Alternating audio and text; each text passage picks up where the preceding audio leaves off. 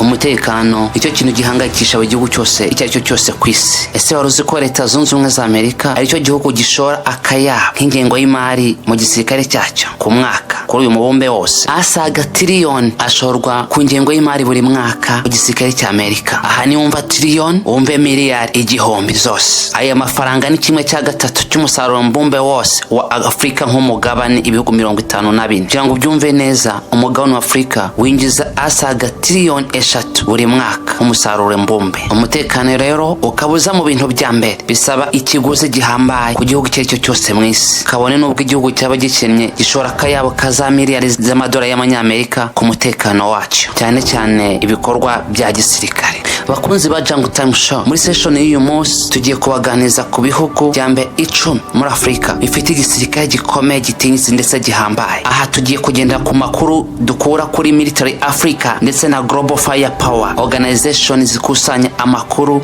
y'ibisirikare ndetse n'imbaraga za gisirikare kuri uyu mubumbe w'ibihugu bitandukanye. Ibi bigo uko tubibabwiye ari bibiri ni ibigo byize mu kugenzura imbaraga z'igisirikare kuri isi, kuko bifite aba agent babyo bashakisha amakuru ku bihugu ndetse n'ibisirikare bitandukanye muri isi, mu kumenya uburyo intwaro mu isi ziyongera ndetse n'imikoreshereze yazo. Aha izi organization ntabwo zicara ngo zihimbe imibare. Akazi ka gisirikare rero nk'akazi gakorerwa mu ibanga rikomeye cyane, biba bisaba imbaraga zihambaye kugira ngo ino miryango ibone aya makuru. Gusa kugira ngo iki kigo Global Firepower kibashe kubigeraho, gikoresha abashakashatsi bacyo bazobereye mu gushakisha amakuru ya gisirikare, bagahuza ingingo nyinshi zitandukanye zigize aho zihuriye n'igisirikare, hanyuma bamara kubona ayo makuru yose bagatanga amanota kuri buri gisirikare bashingiye ndetse kuri buri ngingo. Bagahera ubwo bavuga ko igihugu runaka ari cyo gihugu gifite igisirikare gikomeye kurusha ibindi byose mu isi. Aha icyambere kirebwa ni ubushobozi bw'ibikoresho bya gisirikare igihugu kiba gifite. Imodoka z'amabrende zingana iki, zifite ubuhe bushobozi kandi n'izaryari? Indege z'intambara zingana iki, ese ubundi zirwana ku ruhe rwego? Ubwato bwo mu mazi bungana iki, ese ubundi bufite ubuhe bushobozi? Ibisasu bya kirimbuzi n'ibitwaro by'ubumara bingana iki, ese ubundi bifite ubuhe bushobozi? Ese ububiko bwabyo bungana bute? Ese ubundi bishobora kurasa ahantu hareshya gute? Ibi byose barabireba, gusa ariko ntago bagarukira hano, kuko bareba n'umubare w'abasirikare bari mu gisirikare runaka cy'igihugu, bakareba abasirikare babigize umwuga,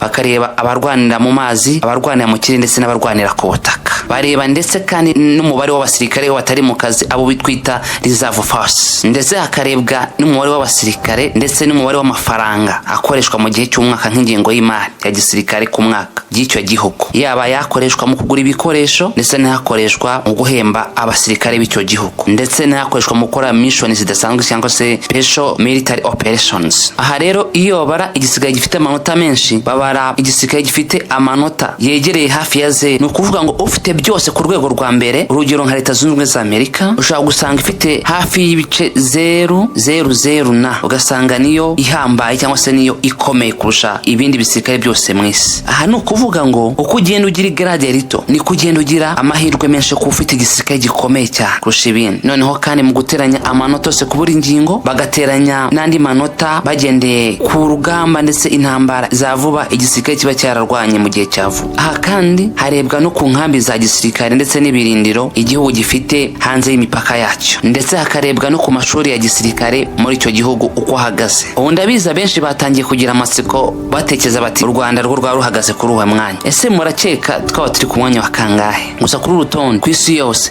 Leta Zunze Ubumwe za Amerika zirayoboye, hagakurikiraho igihugu cy'Ubushinwa ndetse n'Ubuhinde. Gusa Leta Zunze Ubumwe za Amerika ziza imbere kuko zirusha ibindi bihugu byose amanota menshi. Gusa hari aho bagiye bagaragaza ko igihugu cy'Uburusiya gishobora kuba kiza ku mwanya wa kabiri. Amerika rero usanga izamurwa n'ibikoresho bihambaye ndetse bigezweho, akaba aribyo bizamurira amanota. Ibihugu nk'Ubuhinde n'Ubushinwa byo ugasanga bizamurwa n'umubare munini w'abasirikare biganje uwo mubare w'abasirikare icyo gihugu gifite, baba abasirikare bari active cyangwa se abasirikare baba reserve force. Gusa igihugu cy'Uburusiya nacyo kikazamurwa n'inganda ndetse n'ibikoresho bihambaye bigezweho, nacyo kibitseho, kikaba bishobora gutuma gishobora kuza ku mwanya wa kabiri. Gusa icyatuzinduye uyu munsi si Amerika, si Uburusiya, si Ubushinwa ndetse si n'Ubuhinde. Uyu munsi tugiye kwita kuri Afrika cyane cyane. Ese Afrika, ibihugu bya Afrika bihagaze bite mu gisirikare? Tugiye kureba uburyo muri mwaka wa 2024 ibihugu ibihugu bya Afurika bihagaze mu rwego ndetse n'imbaraga za gisirikare. Aha turakora ibyo bita countdown duhereye ku mwanya wa 10 tugaragaza uko icyo gisirikare gihagaze ndetse tugana ku mwanya wa mbere. Ku mwanya wa 10 turasanga igihugu cya Libya. Iki gisirikare cya Libya ifite abasirikare basaga 76,000 bose bari mu kazi cyangwa se bari active. Ikagira ibimodoka bya tank birenga 400 byose ndetse n'indege z'intambara zisaga 46 ziri mu moko atandukanye. Zirimo kabuhariwe MiG 25. Iyi ndege ni kabuhariwe ndetse irahambarizweho kurasa ibisasu byinshi ndetse icyarimwe, ndetse na MiG 17 ihambaye zaguzwe mu Soviet. Mirage zaguzwe mu gihugu cy'Ubufaransa nazo zihambaye cyane. Uyu munsi igisirikare cya Libya gikoresha ayasaga miliyari 3 z'amadolari ya Leta Zunze Ubumwe za Amerika. Ibi bihugu byose bigashyira igisirikare cya Libya ku mwanya wa 10 mu bihugu bifite igisirikare gikomeye hano ku mugabane wa Afurika. Mbere ya 2011 igisirikare cya Libya ntago cyari gifite umubare w'abasirikare benshi, kuko Perezida Gaddafi wa Libya yari yatekereje ko mu gihe igisirikare cya Libya cyaba gitekereje kugira intambara yajya akoresha amafaranga agakodesha umubare munini w'abasirikare w'abacanshuro barwanirira igihugu cya Libya. Aha Muammar Gaddafi yari yarateje imbere cyane igisirikare cyo ku butaka ndetse n'igisirikare cyo mu kirere, gusa ntago yigeze arokirita abasirikare benshi ngo bashyire mu gisirikare cya Libya, ahubwo ngo yitaga mu gushora amafaranga menshi mu gisirikare cya Libya. Kuko muri 2011 igisirikare cya Libya ntago cyarengaga abasirikare 50,000. Tutabatindiye twagiye ku mwanya wa 9 turasanga igihugu cya Kenya Defense Force. Iki gihugu uzasanga kenshi na kenshi yifashwa na Leta Zunze Ubumwe za Amerika ku buryo bweruye, atari mu bya gisirikare gusa ahubwo no mu bindi bikorwa bitandukanye. Ibi bihugu bigirana umubano udasanzwe. Niba mubyibuka neza muri ko vuba Perezida William Ruto yagiriye uruzinduko muri Leta Zunze Ubumwe za Amerika agahura na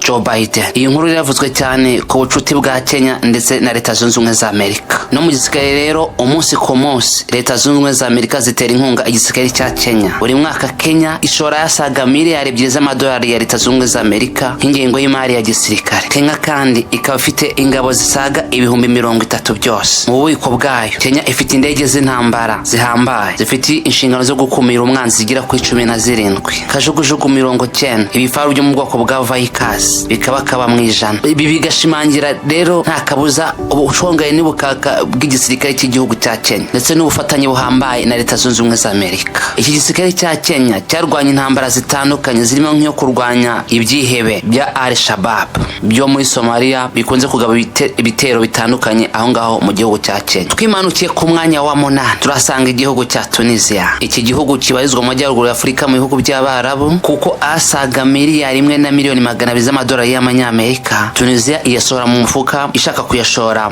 mu bikorwa byose byayo bya gisirikare ingengo y'imari ya buri mwaka. Ingabo z'igihugu cya Tunisia zikaba zisaga 90,000 byose. Tunisia ikaba ifite indege z'intambara zisaga 150 zose, ibifaru 145 byose, ubwato bwa gisirikare burenga 25 ndetse na kajugujugu zisaga 100 zose. Ni na kenshi rero Tunisia yagiye yohereza abasirikare bayo mu kubungabunga amahoro ahantu hatandukanye ku isi. Urugero ni nko mu burasirazuba bwa Republic Democratic of Congo ndetse no muri Ethiopia. Ku mwanya wa 7 turasanga igisirikare cya Maroc, Royal Moroccan Armed Force, ubwami bwa mbere bukize mu isuka uyobowe n'umwami Mohamed wa 6.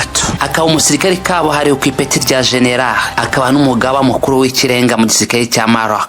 Maroc ni igihugu gifite igisirikare gihambaye ndetse ku rutonde rw'ibihugu bifite ibisirikare bihambaye muri Afurika nkuko twabibabwiye iza ku mwanya wa 7. Buri mwaka Maroc ikaba ishora akayabo k'amadolari ya Leta Zunze Ubumwe za Amerika akaba miliyari 5 z'amadolari ya Leta Zunze Ubumwe za Amerika mu bikorwa byose bya gisirikare cya Maroc. Ni igisirikare gifite ingabo zirenga 200,000 ziri active cyangwa se zikora umunsi ku munsi ndetse n'ingabo za reserve force zisaga 150. Aba basirikare bakaba barirwa mu bice bitandukanye bitatu by'ingenzi: Royal Moroccan Army, ingabo zirwanira ku butaka; Royal Moroccan Navy, ingabo zirwanira mu mazi; ndetse na Royal Moroccan Air Force barwanira mu kirere. Iki gihugu cya Maroc kikaba gifite ikoranabuhanga rihambaye mu gisirikare cyacyo ndetse n'ibikoresho bihambaye bifite bigezweho. Bakaba bafite ibifaru by'intambara bisanga 650, indege kabutinde z'indwanyi ziganjemo iza F-16 z'abanyamerika, Mirage F-1 z'abafaransa, ndetse na kajugujugu zisaga 400 z'indwanyi karundura, ndetse n'ibisasu karundura byo byo mu bwoko bwa missile byose bibarizwa mu gisirikare cya Maroc bikabishyira ku mwanya wa 7. Countdown twimanukire ku mwanya wa 6. Ku mwanya wa 6 rero turasanga igihugu cya Angola. Mu by'ukuri muri raporo y'isi Angola igaragara nk'igihugu kiri mu nzira y'iterambere, ndetse mu myaka itambutse iki gihugu cyagiye kivugwamo ibikorwa byinshi bitandukanye, ibyaha by'ubwicanyi ndetse n'ibyo gufata ku ngufu ndetse n'ibindi byinshi bisize isura mbi kuri iki gihugu cya Angola. Gusa kuri ubu iki gihugu kiyobowe na Joao Lourenço kigenda kigaragaza neza icyizere ndetse n'isura nziza uko iminsi igenda yicuma. Mu bijyanye rero n'igisirikare, Angola ishora yasaga miliyari 1,600,000 z'amadolari ya Leta Zunze Ubumwe za Amerika nk'ingengo y'imari igiye gushorwa mu bya gisirikare. Igisirikare cya Angola kikaba kigizwe n'ingabo zisaga 110,000 byose. Kikaba cyarashinzwe mu mwaka w'1991 ubwo cyahabwaga izina rya Angola Armed Force. Igisirikare cya Angola rero kikaba gifite ibifaru by'intambara bisaga 260 byose, kajugujugu 300 zose, ndetse n'indege z'intambara karundura zo mu bwoko bwa Sukhoi 27 aircraft zikorwa mu ruganda rwa Sukhoi iyo ngiyo mu Burusiya. Ibaze ko Angola ari kimwe mu gihugu bifite satellite mu isanzure, bakaba barayoherejeho mu kuboza mu mwaka w'2017. Twimanukire ku mwanya wa 5 turasanga igisirikare cya Ethiopia National Defense Force. Mu bijyanye n'igisirikare, Ethiopia ikabishora ayasaga miliyari 1,600,000 z'amadolari ya Leta Zunze Ubumwe za Amerika. Mu bijyanye n'ibikoresho bya gisirikare bakaba bafite ibitwaro nka M20 short range missiles. Izi ni missile iki gihugu gitumiza mu Bushinwa. Bakagira ibifaru bisaga 100 byo mu bwoko bwa T-62 batumiza aho ngaho mu Burusiya. Bakaba bibitseho indege nyinshi z'intambara zikomoka mu gihugu cy'u Burusiya nka MiG-21, Su-27, Su-30 ndetse n'izindi nyinshi zitandukanye. Tutabatindiye tugende ku mwanya wa 4. Ku mwanya wa 4 turasanga igihugu cya Nigeria. Kikaba icyo gihugu gituwe n'abaturage benshi kuri umugabane wa Afurika, ko gituwe n'abaturage basaga 200,000,000 zose. Iki gihugu kikaba gisohora mu mifuka yacyo ayasaga miliyari 3,500,000 z'amadolari ya Leta Zunze Ubumwe za Amerika mu bikorwa bya gisirikare byose ku mwaka. Iki gisirikare cya Nigeria kikaba kibitseho ibikoresho bihambaye cyane. Urugero ni nka kajugujugu zihambaye nka M35 helicopter gunship. Iyi kajugujugu ivuga ko ari igikoko gihambaye cyane ndetse ku rugamba ikora ibitangaje. Bakagira nk'ibifaru bihambaye birimo nka T-72M1. Ibi bifaru bikorerwa mu gihugu cy'u Burusiya. Bakagira na missile ya PR-9C air to air missile zihambaye n'ibindi byinshi bisobanura ubushongore ndetse n'ibukaka bw'igihugu cya Nigeria. Iki gihugu kikaba gifite abasirikare basanga 250 byose, bari mu bice bitatu bitandukanye by'ingenzi birimo na Nigeria Army, abakaba barwanira ku butaka, Nigeria Navy barwanira mu mazi, ndetse na Nigeria Air Force barwanira mu kirere. Iki gisirikare cya Nigeria kikaba cyaragaye mu bikorwa bitandukanye by'urugamba ku isi hose ndetse no muri Afurika muri rusange. Bakaba bazwi nko kuri operasiyo ihambaye cyane bakoze yitwa Lafia Dar, ubwo barwanyaga umutwe w'iterabwoba uzwi nka Boko Haram. Tutabatindiye reka tujye ku gihugu kiri ku mwanya wa 3 turasanga igihugu cya South Africa. South Africa National Defense Force cyangwa se SANDF mu magambo magufi. Benshi ntibatinya kuvuga ko South Africa ari cyo gihugu cyakize cyane ku mugabane wa Afurika.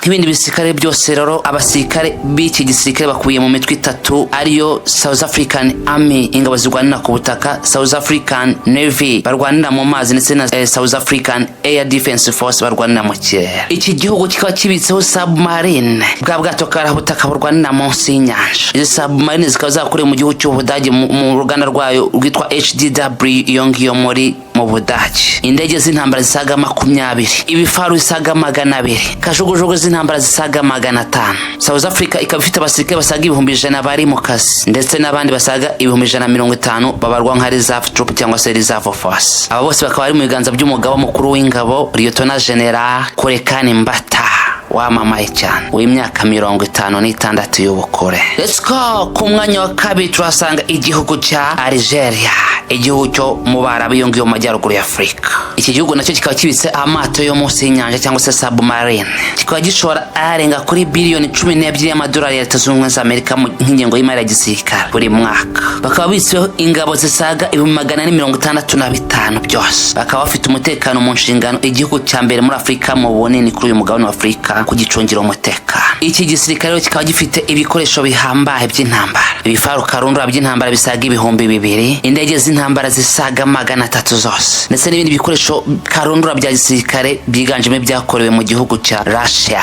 Urugero nk'indege za MiG-29, Su-24 cyangwa se Su-24, Sukhoi 30 cyangwa Sukhoi 30, mizayiro zirasa kure mu ntera ibirometero 600 byose. Urugero Iskander, isystem yakorewe mu gihugu cy'Uburusiya. Iyo mizayiro marizi ko Uburusiya n'uburi kwifashisha ku kibuga cy'imirwano yongewe muri Ukraine. Iyi mizayiro yonyine imwe ikabikorwa ku kiguzi cya miliyoni 4 z'amadolari ya Leta Zunze za Amerika. Ese mwamwibuka ko mu 1990 Algeria yahanganye n'umutwe w'iterabwoba wa Al-Qaeda wari warazengereje igice cya Afrika y'Amajyaruguru. Bakunzi ba Jungle Time Show, mbere ko tujya ku mwanya wa mbere tubarekera gukora subscribe ndetse na comment kugira ngo uzajye ubasha kubona ibiganiro byacu tunyuzaho buri munsi, kuko ibiganiro bya Jungle Time Show ari akagaruka. Tutabatinde rero tugiye kujya ku mwanya wa number 1. Turasanga igisirikare cya Misiri cyangwa se Egypt.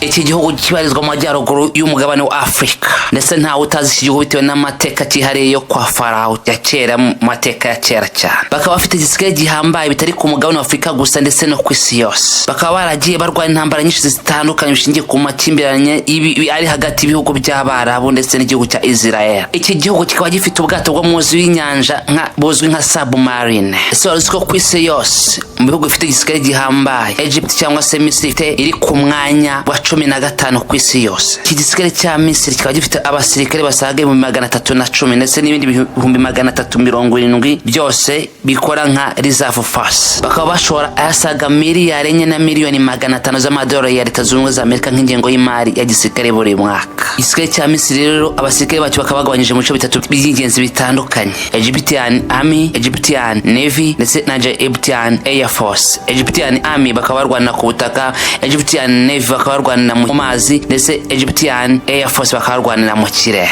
Iki gisirikare kandi kikaba gifite indege z'intambara karabutaka nka G-10C zakorewe mu gihugu cy'Ubushinwa, ndetse bakaba biseho n'izindi ndege zo mu bwoko bwa Sukhoi zikomoka mu gihugu cy'Uburusiya. Ibifaru by'intambara bisaga 340 byiganjemo ibyitwa T-80 bikorwa mu gihugu cyaho muri Russia. Ibyo byose bikerekana ko igihugu cya Misiri cyifatanya n'ibihugu by'abanzi ba Leta Zunze za Amerika. Bakunzi ba Jungle Time Show, ni ibyo bihugu 10 bya mbere biza mu bifite igisirikare gihambaye kuri mugabane wa Afrika. Wowe bibaza guti ese u Rwanda rwari kuhe mwanya? Tunyo tukubwire ko u Rwanda rutatanze amakuru kuri izi organizations zikusanya amakuru ya gisirikare. Niyo mpamvu benshi batabura kwemeza ko igisirikare cy'u Rwanda gishobora kuba gifite ibikoresho bihambaye, kuko cyo kitabashe gutanga amakuru kuri izi organization bitewe n'impamvu z'umutekano bwite w'igisirikare cy'u Rwanda. Ariko nta gushidikanya abatabizi barabizi neza ko aho igisirikare cy'u Rwanda cyagiye kirwana hose cyagiye kihatahukana insinzi ihambaye, ndetse kikaba kitabira ibikorwa bya gisirikare ndetse mu kugarura amahoro ku isi hose. Bakunzi ba Jungle Time Show, nibyo twari twabateguriye muri session y'uyu munsi. Twizeye kuri uyu mwana ryoye n'ibiganiro twari twabateguriye uyu munsi. Tubarake gukana subscribe kugira ngo mujye mubona ibiganiro tubagezeho bya buri munsi ku biganiro mutegurwa na